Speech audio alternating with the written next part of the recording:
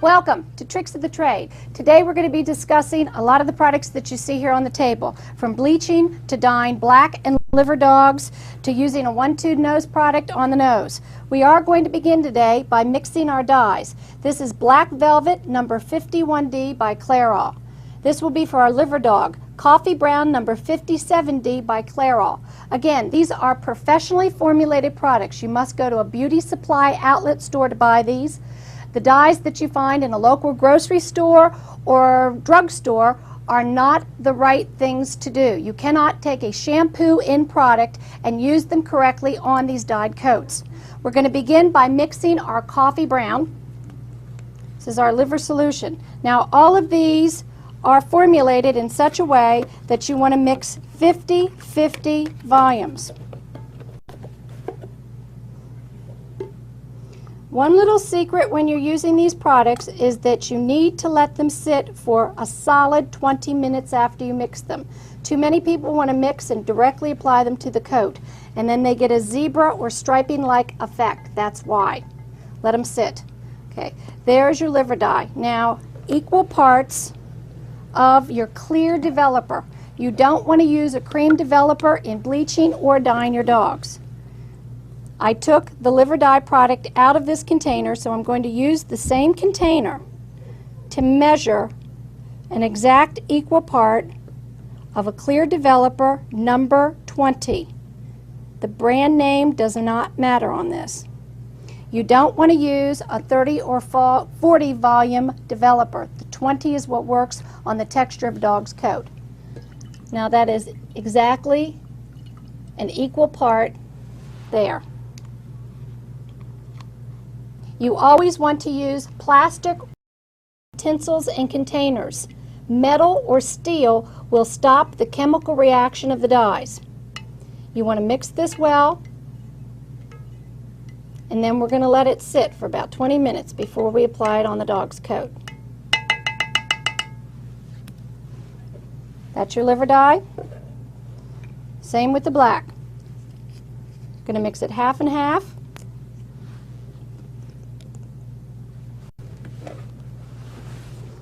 Here's your volume 20, your clear developer. Now I've changed bowls and I've changed utensils. Of course, you don't want to carry a liver utensil over to mix a black dye. You're going to change the color. Mix that well. Now we're going to let that sit for 20 minutes. We're going to be working with the black dye first. On black dogs, two essential things may happen as the dog gets older. Many times when you're doing the clipper work here, they will eventually, as they get older, start to grow back white or grizzle gray through the top of their ear. A lot of black dogs, depending on how old they are, may even have white hairs or silver hairs throughout the top coat on their back. Many dogs, too, have white markings or patches throughout their back, and if you find that for some reason you don't like the effect that it gives when the dog is standing or walking around, we can take care of that too. Now, first thing you're going to want to do, just in case any of this black dye accidentally falls into the white, I like to protect the white coat by simply taking your basic shampoo product and shampoo. The shampoo that I'm putting in the coat will help seal this coat, so if by accident you drop a little bit of dye out of the bowl off your hand while you're applying it, it's not going to go onto the white. If you do this in the bathtub, which is where I suggest you do this, if for some reason a little bit of the dye drops off onto the foot of a dog or the white of a dog, just take your hose in the bathtub and hose it off right away. If you seal the coat first with just your standard shampoo, don't use a bluing shampoo to do this. The bluing shampoo will be on too long and you're going to end up with a nice black dog on top and a purple dog on the bottom. Just use regular dishwashing soap or regular shampoo. I have a dishwashing soap in this mixture.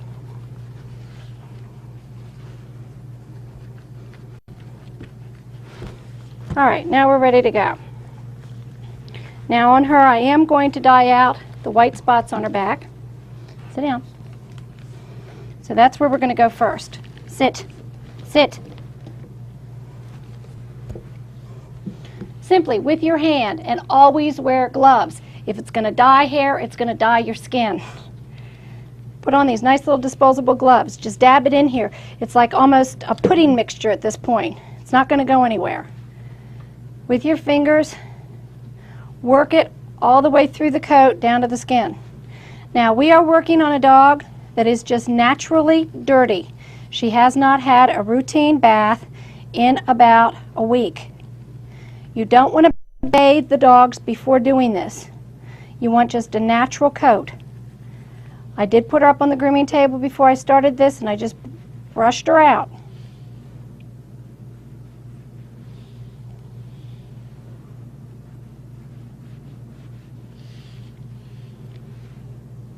Now, if you are covering up open white areas or spots, you're going to want to put this dye on fairly thick, fairly heavy, working it in through all the layers.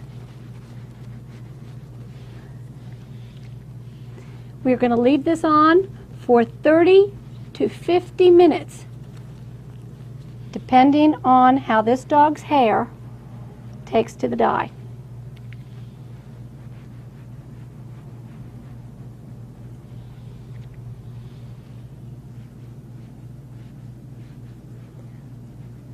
On a black Springer, you can effectively cover these white spots to where it is virtually non-detectable. The nice thing about using professional dyes is that it's permanent. It will not come off when you shampoo it. It will not come off on anyone's hands if they happen to just go by and pet or stroke the dog. This will also last a solid 3 weeks, and then as it starts to grow out, you can just kind of spot it. She is also not tightly scissored in on her back. Last time she was groomed was about 2 weeks ago, which is a good amount of growth. You don't want to do this on a dog in the rough either. You want to have the dog semi-prepped on the top coat.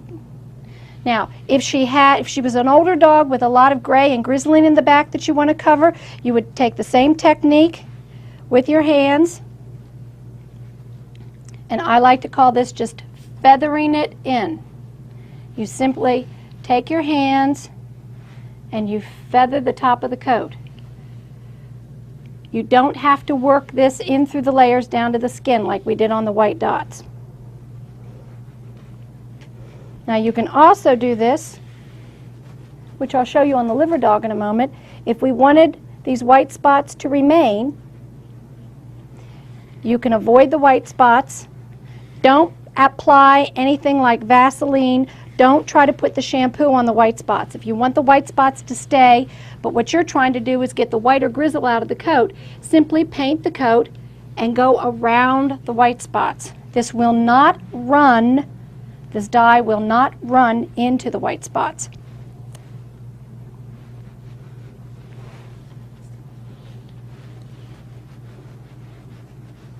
And you can feather it off, going into the feathers, down the tail. It will not leak or run into any of the white. I'm going to go back, put a little bit more on the white. I know years ago I saw a dog with a big triangle white down the center, and the people were able to effectively cover that, and the dog was gorgeous, solid black. Again, if you have an older dog and you just don't happen to like the gray or white that's coming into the dog, the ears you're going to do last. The ears take really quickly. I would do the tops of the ears and leave this mixture on for about 5 or 10 minutes. So you would put this on first, and again, we're going to be leaving these dots go for approximately 30 to 40 minutes. Then if you wanted to wait about 5 or 10 minutes, do the top coat to take out the grizzle or the white. And then the final 5 minutes while she's in the tub, go ahead and do the tops of the ears. Sometimes you can even get sun bleaching on these blacks. And then pull the dye into the ears, and you would just work it into the coat just as I'm doing here. That'll be fine. I can show you more about doing the tops of the ears when we get her over to the bathtub. I'm going to let her stand on this grooming table for the processing. Now, when you're working with the liver or brown color dyes, I have noticed that they don't need to process as long as the black. So we're not going to be leaving these products on quite as long as you do the black dogs. Now you can see on her, she's got your typical sun bleaching on the ears, sun bleaching here on the side and the top coat. And that's all we're going to simply do with her, is to restore her natural color. We're not going to change the dog's coat color. And on the liver dogs, you do not want to try to take any of these liver dyes and cover up a white spot. You cannot cover a white spot with the liver dyes on a liver dog. It will always show through some of the white. The blacks it works, the livers it doesn't. All you can do here is simply restore this dog back to its normal natural color and get rid of the sun bleaching. Going to apply a shampoo product on all of the white to seal and help protect the white.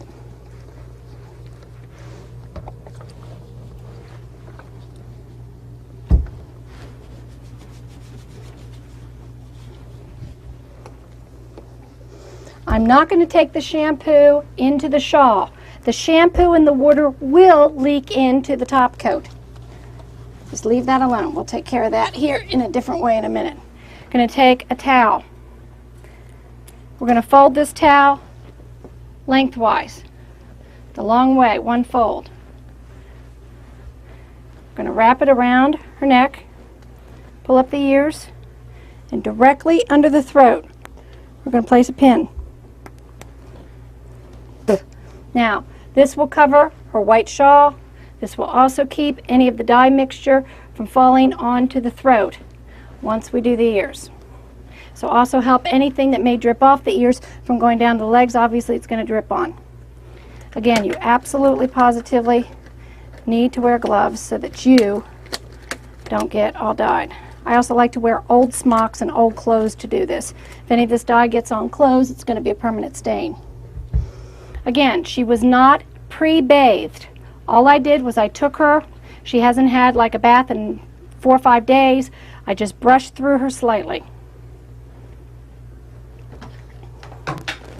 Her back is going to need a longer time to process than her ears. The ears take to the color very quickly. Again, a lot of times on these liver dogs, as they get older and you do a lot of clipper work here with your 8, 9, and 10 blades, this is eventually going to grow in a gray or a silver color. Also on your older veteran dogs, some of the liver spaniels start to get a lot of grain and grizzling through here. These liver dyes are excellent in just simply restoring and blending in more natural coat color. We're going to start, just put it on your glove, and this is a dry surface. You are not going to lift the coat. You're not going to scrub this down to the skin. We're not trying to cover up or change coat color. All we want to do is simply restore the natural color of the dog. I'm just going to paint the surface like I'm feathering with my fingers. Now this dye, once it goes on the coat, will not leak. It's not going to drop off. So if you want to, you can get it fairly close to the white. I wouldn't put it right up against the white. I might leave yourself a 1/4 inch seam all the way around here. I don't find that it bleeds. This is the worst of the sun bleaching down here. So again, very gently, you do want to feather this as if an artist was taking a paintbrush. I have tried the brushes that the professional beauticians use. I don't like using the brushes because I don't feel like I have enough control. I get a lot better success because of the pressure I can feel with my fingers just blending it in on top of the coat. You want to feather it down along this seam here. Again, she has not been trimmed this week. If I want her to look her best, let's say over the weekend, on a Saturday for instance, I would probably do this on Tuesday, which would allow me to dry her and towel her, show towel her overnight.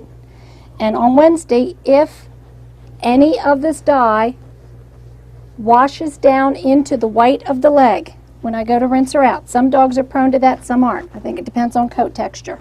It also depends on whether the white of the leg has been processed prior by bleach. This dog has not had any of that. Some dogs will rinse clean, some won't. So if I do this on Tuesday, on Wednesday or Thursday, then I can put her back in the tub. I've got plenty of time to bleach out her white. You don't want to do this on a trimmed coat, because if any of this does fall somewhere where it shouldn't, you have enough rough hair there to take your thinning shear and shear it off. We're going to do the entire top coat. Now, here's a pretty good example of a white spot.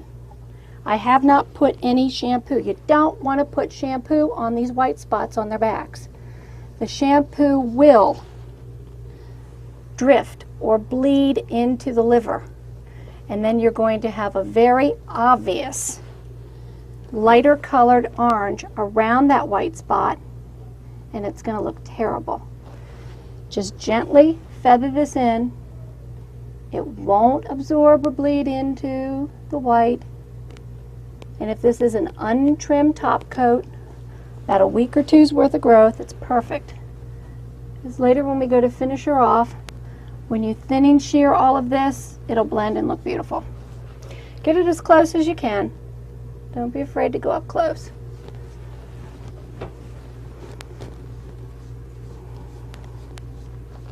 Ideally, you'll want to turn her around and do the other side where you have more control and you can see her.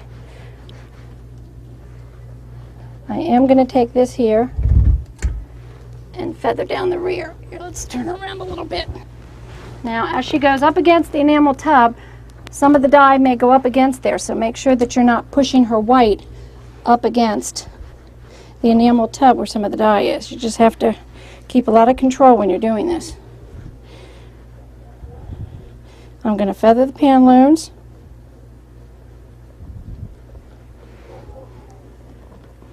Feather the top of the tail.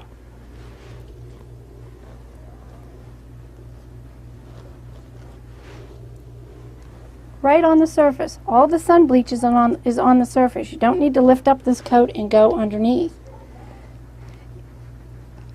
Besides, if you lift up, most liver springers have a lighter colored undercoat. So this is going to look far more natural, and you won't be able to detect it on the coat if you simply leave the undercoat the color as it naturally is, even if it's lighter than what you're doing on top. The dogs naturally have a lighter undercoat. They're not going to be the same color the whole way through.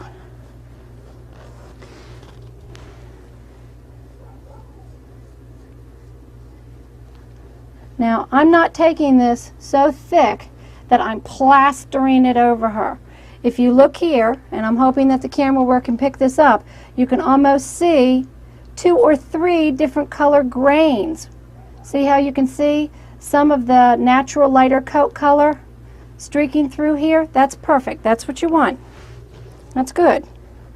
Trust me, at the end, after she's all brushed out and dried, and the thinning shear or the stripping work is done again on her top coat, all that's going to blend in and look very natural. All we're trying to do is get the sun bleaching out.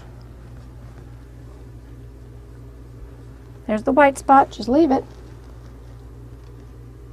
Don't leave a big area of undyed liver around here thinking that you're going to be paranoid to go up against the white, because then what's going to happen, it's going to be real obvious that this is all sunburnt and then suddenly this is all dark again.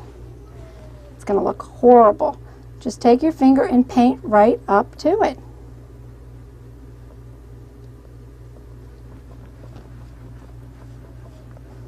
Now for this much sun bleaching, I'm probably going to let this process for about 15 minutes. Now, a lot of times, again, depending on the dog's coat texture, when you're putting this liver dye on, after it's on for 3 or 4 minutes, especially when we do the ears here in a bit, this liver dye may turn black and look like it's black. Don't be upset by that. This is much, much darker right now in this bowl and on her than what it's actually going to end up being. The color that it's going to end up being once it's dry in the coat and all finished is your natural liver color, which is about the color at the top of her head. It's a nice medium warm brown. It is not going to be this dark. It looks this dark because it's wet right now mixed. And when we put it on the ears, some people have complained that after putting it on the ears for 2 or 3 minutes, it actually starts to turn a dark, dark black.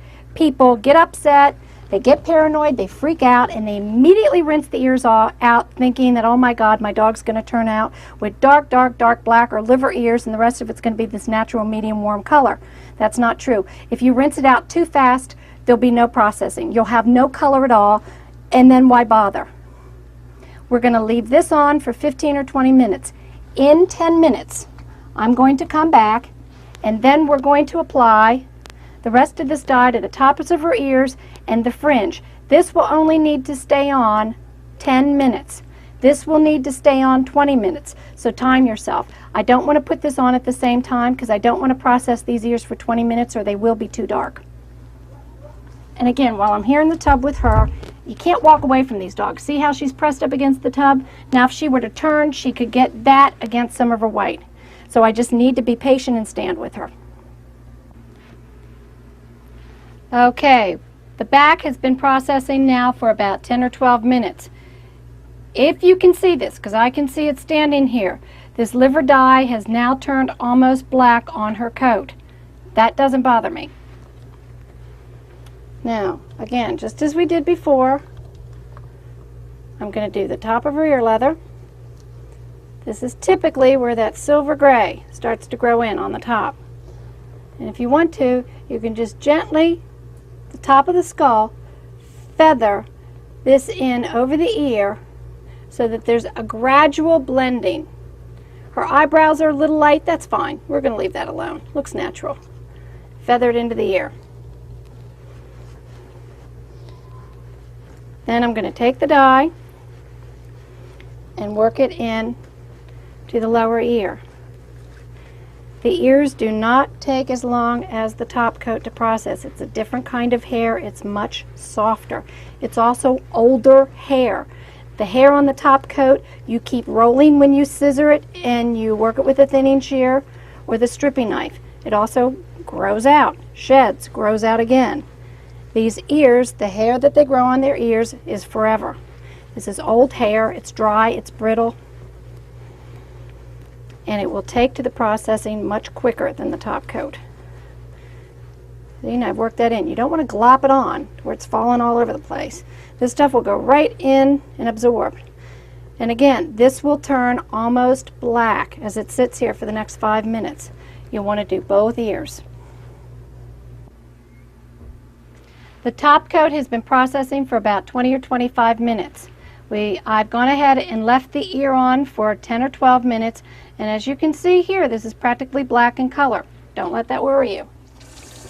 I'm going to rinse the dog out now. Make sure that you're working in a tub that has pretty good water flow. A good water pressure at the nozzle is good, and a slanted tub, just ever so slight, so that everything that falls off the dog immediately runs into the drain would be good. I'm going to leave the wrap towel around her.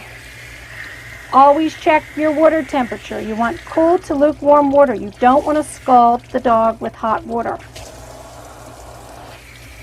I'm going to start immediately on the top of the back, and then I'm going to work on one side only. Try not to get that side with water. I'm just going to work on this side thoroughly first, then I'm going to turn around and do that side. I'm leaving the head and ears on for now.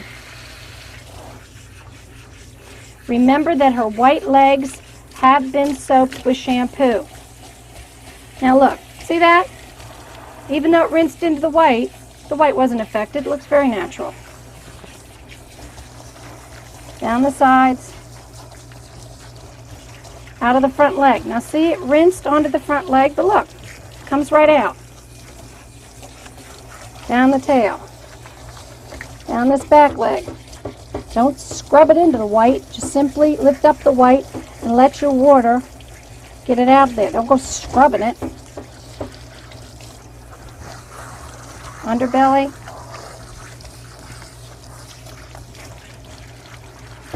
Front leg again, just to make sure that it's out of there.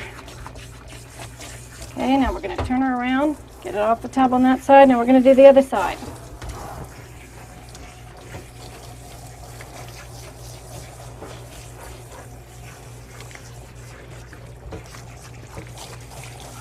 It may behoove some of you to rinse the left side of the dog off before the right, so you have more control of the rinsing and the dyeing that's falling into the white of the dog.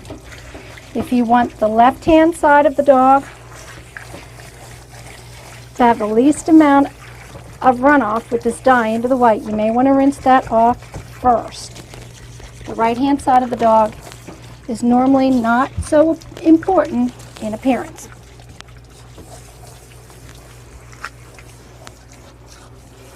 We never did get any up around the shaw, so that's fine. I've left this towel on.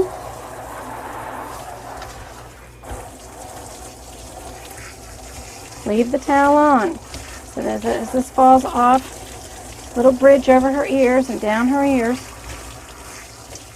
Again, put a cotton ball in her ears so that none of this water can get down to that ear canal. Certainly don't want this dye running down the center of her ear. Rinse out as much as you can. You see your rinse water running clear, then you've done it. Done as much as we're going to do. Take your basic detergent shampoo first. Don't go into your fancy bluings or bleachings yet. There we go. Now it's getting a little bit more out.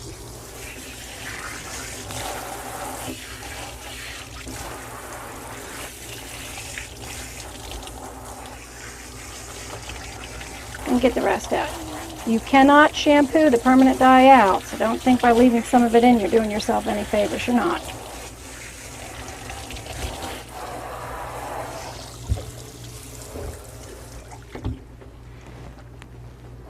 Alright, now everything's rinsed out. You can remove the wrap towel. Now we're going to shampoo this dog normally, like a regular bath. I'll probably shampoo her twice. This is a nice time to just use a bright or possibly a white shampoo on her legs. I don't like the purple and the blue shampoos. I use a nice clear white shampoo product called Kennick. Just bathe her as usual.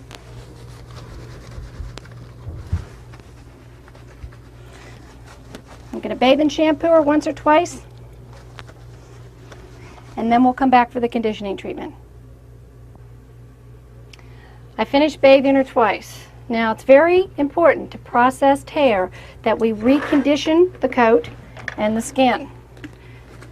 I've taken 1 cup of the concentrate of this particular skin conditioner and diluted it into a gallon. Going to rock it back and forth gently. If you go like this, you're going to make too many bubbles. We're going to start straight down her back, and I'm going to work this into her coat. If your dog has a lot of feathering, this is a nice time to just take this in a concentrated form with your hands and work it into the feathering. I'm going to pour this on. Don't use it on the ears. I never like to use any cream rinses or coat conditioners on the ears because it makes the ears too greasy, and it's nearly impossible to shampoo it out. You're just going to have greasy, greasy ears. Even if you've dyed your ears, don't worry about them. They'll be fine. I'm going to work this in.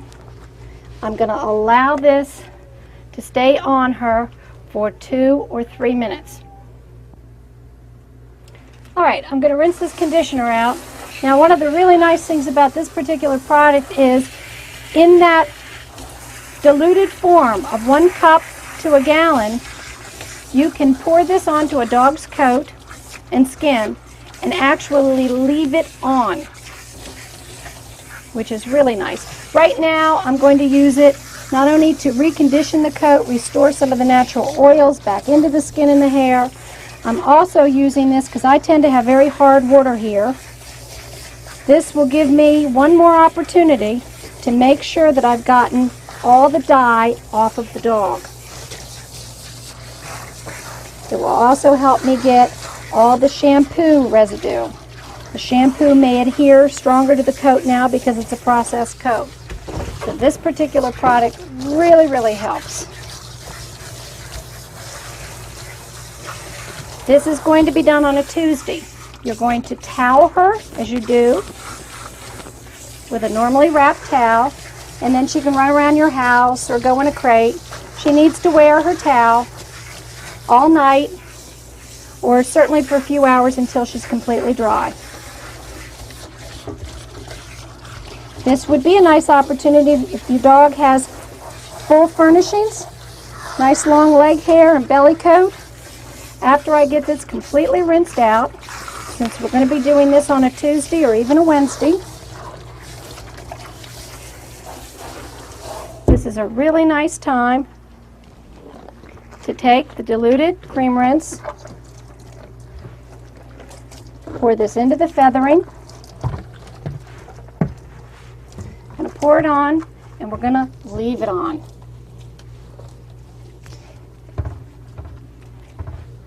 Many times, just to condition my dog's coats, I'll pour a little bit down the back. I can even do a little bit of that on her today. Now I'm just going to leave that product right on.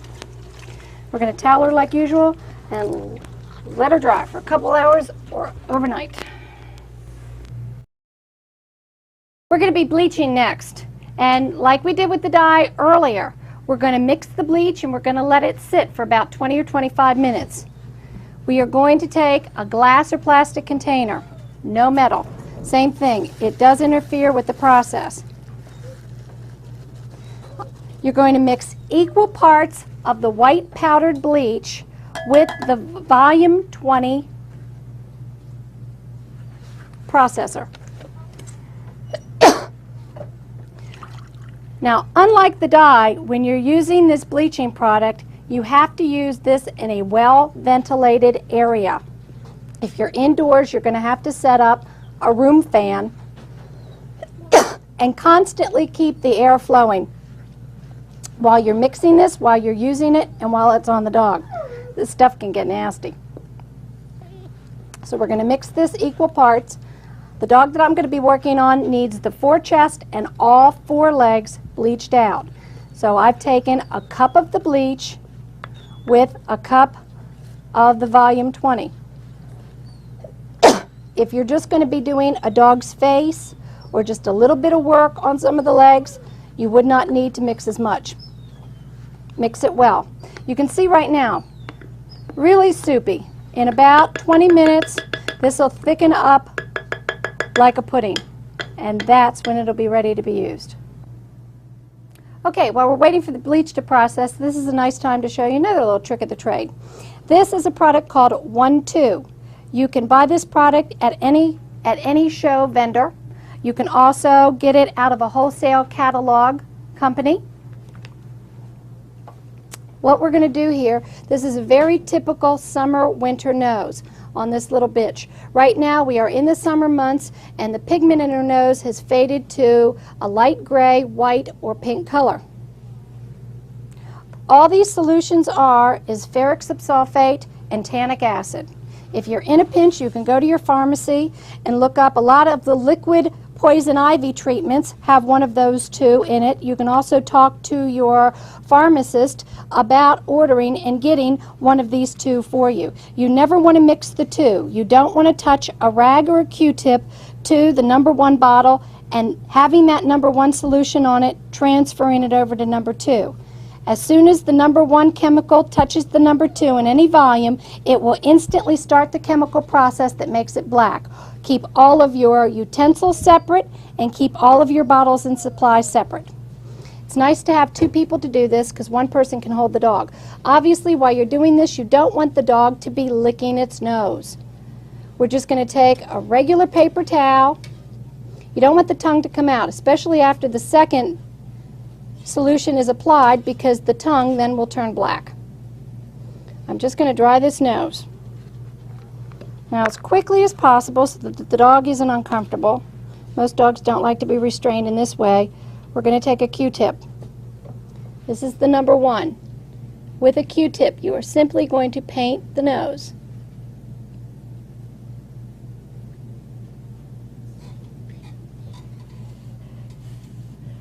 I'm going to lay that separate. You want to blow this. I'm going to blow on this nose and get that number 1 solution dry with a separate Q-tip. I'm going to take the clear bottle Mark II. We're going to go over the surface of the nose and paint that. You obviously don't want to get it on the hair.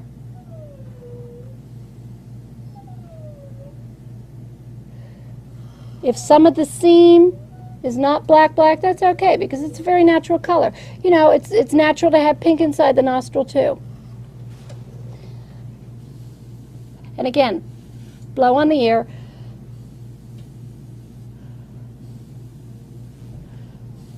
I've seen some people take cornstarch or powder and then powder the nose afterwards. I've never felt that was necessary.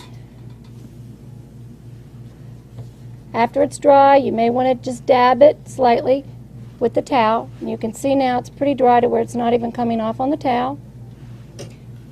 I just recently heard about a new product that's in a tube that you flip both directions, and it's called the Nose Nose. And that would be the same thing. It's ferric subsulfate on one side and tannic acid on the other. This does not hurt the dog. It does not hurt the skin.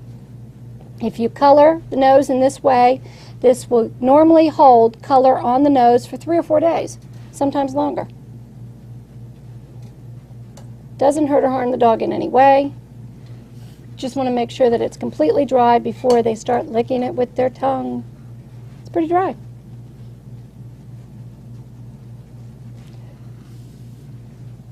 There you go. Summer nose to a black nose.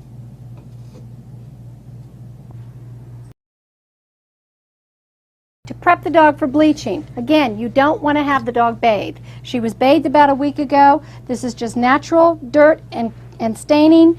You want to just flip through the coat, knock the dirt out. The only thing you have to do to prepare this dog is in sections along the side, going back to the little bands that I showed you. Same little dental bands. Take these bands, wrap up the side coat in sections. Straight across, either on a liver dog or a black dog. I'm going to get this all up out of the way. I'll do 2 more sections through here. I'm going to go back here to the pantaloons, and we're going to band all this up.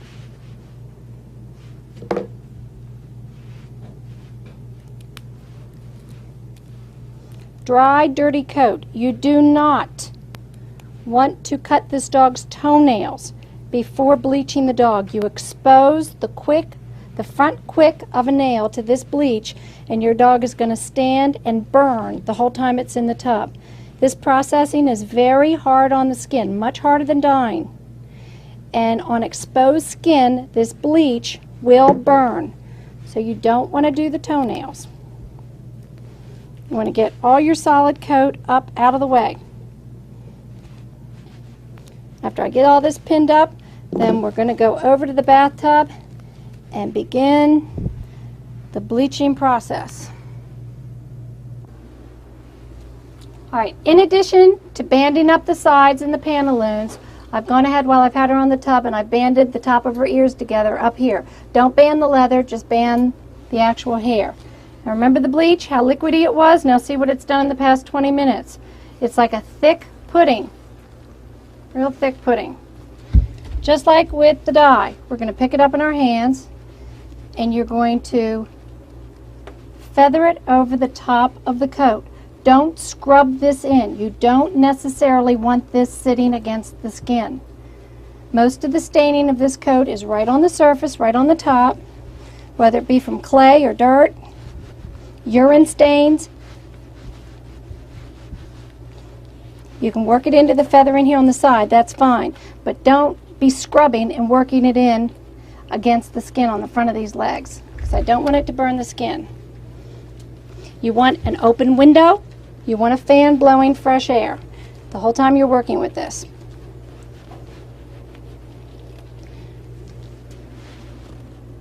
Carefully painting it down all your front. You're working with a dog that has not been trimmed in about 2 weeks. Again, you want to do this on about a Wednesday or Thursday. If you want the dog to be pretty for a weekend event, or just give yourself 2 or 3 days.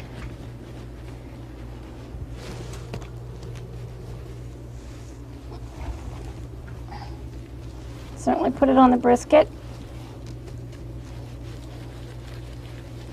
Now, a lot of times if you own more than one dog, you'll find that the dogs are licking each other's faces, or if the dog had a bad eye infection, it gets stained on the face. You can use this at that time too.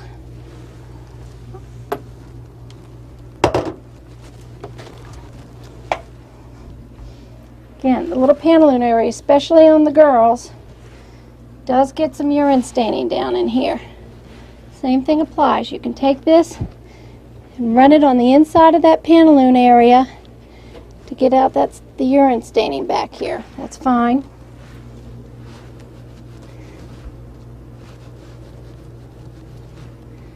Front of the leg, feathering at the front.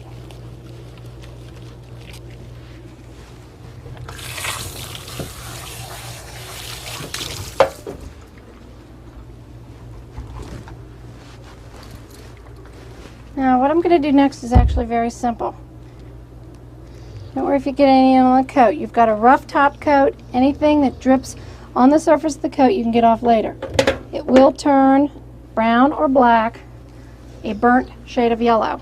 Taking a Q-tip in the mixture, you want to paint this up, the blaze of the dog, just on the surface. Again, if you're very careful here, you won't have any problems.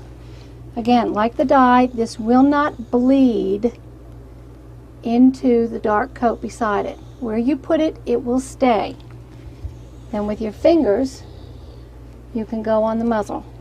If you have some freckles or ticking or dot on the muzzle, do not put this on it. It will change the color of the dot or the ticking. A lot of people have had success by taking Vaseline and dotting Vaseline on top of the ticking on the foreleg or here on the muzzle. That keeps this bleach from adhering to the colored section, so that when you rinse the dog out, the freckle or the ticking remains the same color as before. Right on the surface. Don't need to scrub it in. It's best not to let the dog lick this. If it gets some of the peroxide, remember that's basically a developing peroxide is what that volume 20 is. If they lick too much of the peroxide or breathe too much of it in, it will induce sometimes slight vomiting. Some dogs may throw up, so don't feed your dog before you do this process. Best to have it on an empty stomach. If the dog throws up, it's certainly not going to hurt it, but I just wouldn't let it lick too much of this off. A processed coat will need a lot of environmental conditioning. You can't put this dog back out on a cement run to run in its urine. Once this coat has been bleached or stripped, it's now a processed coat, and it will actually stain easier now than it ever has before. So this dog will need to stay in a lot of cornstarch. Do not use any kind of powder on this dog for conditioning this coat or whitening this coat. You can only use cornstarch. That will actually bring the natural oils back into the coat. After we rinse this out, we're going to give this dog a regular bath, and we're going to soak it again, probably in concentrated Unicure. Lightly rinsing that out, and then I'm going to towel the dog overnight. All right, I've been standing here actually watching this bleach work. If you stand and watch, you will see it turn from the staining and take that staining right out before your eyes. It's like magic. When you get to the color that you want, or you see the clarity in the coat that you're after, that's a good time to go ahead and rinse it off. Cool to lukewarm water. I'm going to rinse off the stuff from her face first because I'm sure that's the most aggravating to her. Of course, try not to get it in her eyes. Just rinse it off of her coat. After I rinse this out, look at that. After I rinse this out, I'm going to give her a normal bath. I'm going to condition the coat exactly as I had done in the dyeing section. We're going to leave some of the diluted conditioner right in the white and the feathering overnight while she's wrapped in her towel. Now, one thing that I do want to show you real quick when you're taking these bands out is that you don't want to tear them out. Take a forceps or a scissor, pull them out gently. If you have a heavy coated dog, take a scissor and cut that band out. Don't tear these out. I'd rather lose the rubber band than lose precious furnishings. So just take a scissor and pop them out. All right, we're going to rinse this out. We're going to give her a normal bath, normal cream rinse, towel her. She's bleached and ready to go.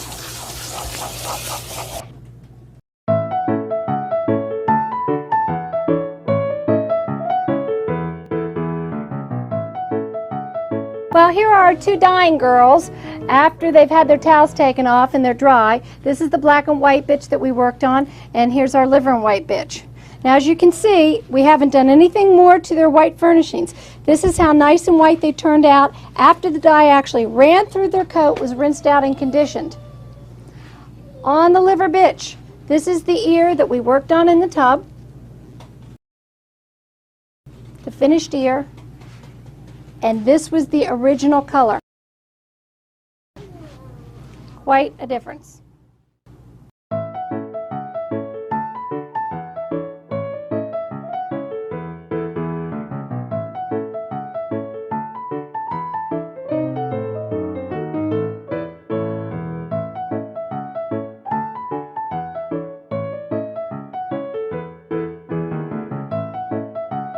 And this is how well it covered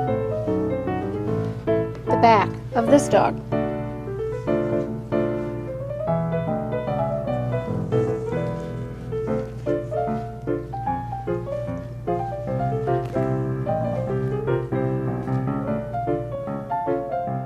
And here's our finished liver bitch.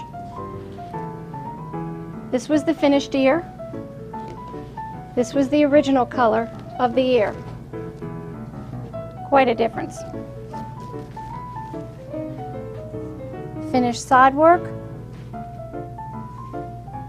and even the white dot turned out beautifully.